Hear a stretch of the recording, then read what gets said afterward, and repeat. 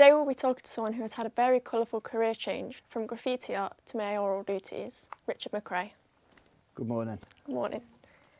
We know you grew up in Stapleford. Can you tell us a bit about your experience growing up there? Yeah, no, it was a good area. I grew up on quite a posh street actually, and even now, when houses go for sale, people are queuing to get on there. But I hung around on the council side, on the council estate, which is where I live now. Absolutely love it. I moved to Stapleford when I was 6 months old. I was in Bloomwood's flats before that. There's a lot of people think I've always lived in Stapleford, but I haven't. I was born in the city, lived in the city for 6 months, and then we moved to Stapleford. And yeah, it's definitely home. I definitely love it, and it's the best community in the world. I always say it's the centre of the earth. Okay, can you tell us a little bit about your hobbies in your younger years?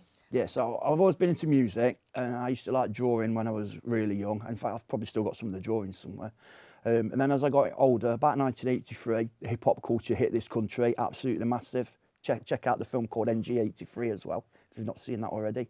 And I got into breakdancing, all that kind of stuff. As I got a little bit older, probably 87, 88, I got into graffiti and all that kind of stuff. Still very passionate about it all. I've just been outside before I came in here taking photos of all the graffiti outside, so you know, it was good to see that. So yeah, growing up was pretty cool. Loved the area I lived in, still live there now. Like I say, got into all my hip-hop and all that, and I still like it all. We know you worked as a doorman for various bars around Nottingham. Can you tell us if any skill from that transferred into when you were elected as mayor? Yeah, definitely. I mean, even my role as a councillor in general, as a doorman, you're working with people. Every day is a different story. You know, different people you're meeting. You're helping people as well. That's what you're there for. So it's kind of similar. So a lot, yeah, I'd say all the skills I learned as a doorman definitely transferred to help me being a councillor, and just in life in general. Yeah, that was 13 years of some real good fun I had.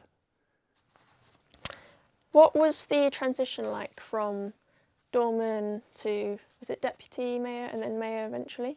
Yeah, so I became a councillor in 2014, and then it was quite a while later I became the deputy mayor of Stapleford Town Council, and then I bumped up to be the mayor of Stapleford Town Council. And then straight away, which still blows my mind now, I was the deputy mayor of Broxton Borough Council, and then bumped up to be the mayor of Broxton. So for about 2 weeks, I was the mayor of both at the same time. There's a photo which I'm sure you haven't found, and I'd got both chains on to my front garden. It was good. It was a lot easier than I thought it would be, because being you know, on the doors and that, I explained how much fun that was, and I really enjoyed it. To be in a councillor, yeah, that's easy changeover, really easy. Becoming the mayor, it was a lot easier than I thought it would be, because it's not, you don't have many decisions to make. You're chairing the council meetings, just making sure everybody sticks to the agendas, which is quite simple. And you go to so many places, you meet so many wonderful people, and you stick in Broxton mainly, but there's so many groups and organisations out there, and people do some cracking work, so you get to meet them all and thank them. So I always research where I was going, who I was going to meet. You don't want to turn up blind, do you? You want to know what you're going to see. And I think the hardest bit was when that all came to an end and you've done, and you just drop back down to being a councillor, which is still brilliant, but it's just weird watching the next person do a role that you've been doing, because they do it different. And you're kind of like, nah, I wouldn't have done it like that. But everyone makes it their own thing, yeah. And I'd recommend it to anybody. If you get the chance to be the mayor of a council, yeah, it's brilliant.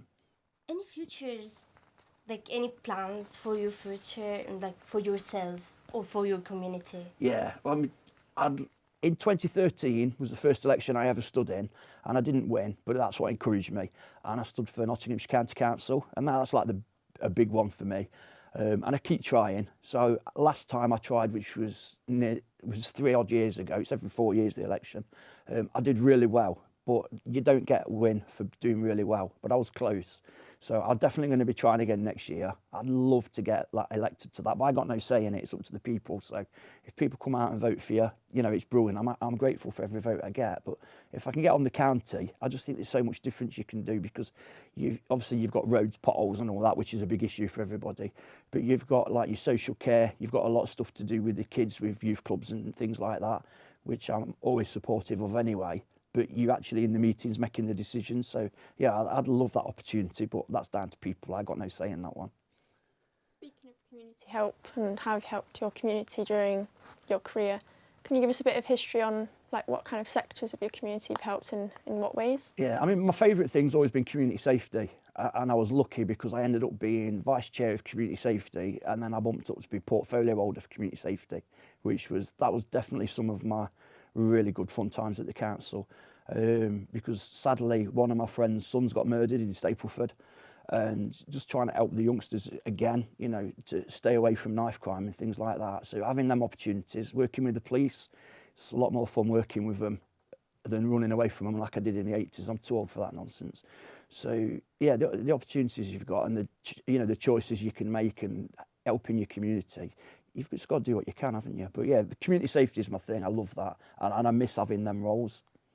Continuing on to how you've helped communities, we know you're an avid supporter of the White Ribbon campaign. Can you tell us a bit about that? Yeah, so the White Ribbon campaign is what it is. It's a campaign, and they use the white ribbon as the symbol, and that's to end domestic abuse towards women and young girls. And I always say it's got to start with men, and I think that's the theme for this year as well. So it's important. I try and wear my white ribbon as much as I can because it gets people having that conversation like we're doing now. I'll do as much as I can. I'm actually an ambassador for the White Ribbon campaign as well. So we've got some events coming up this year in Stapleford, and it's just getting the message out because there's just no need for it. You know, women are always helping, aren't they? My wife helps me all the time. My daughter helps me all the time. My mum helps me all the time. You look around you, there's just so many women doing, there you go, you know, doing positive things. We need to be there to do our bit. So I think domestic abuse, domestic violence, yeah, it needs stamping out. And like I say, it's got to start with the men saying enough is enough and just, you know, having that conversation with the people. Thank you very Thank you much very for that. much. Thank Okay. you for coming in. Cool.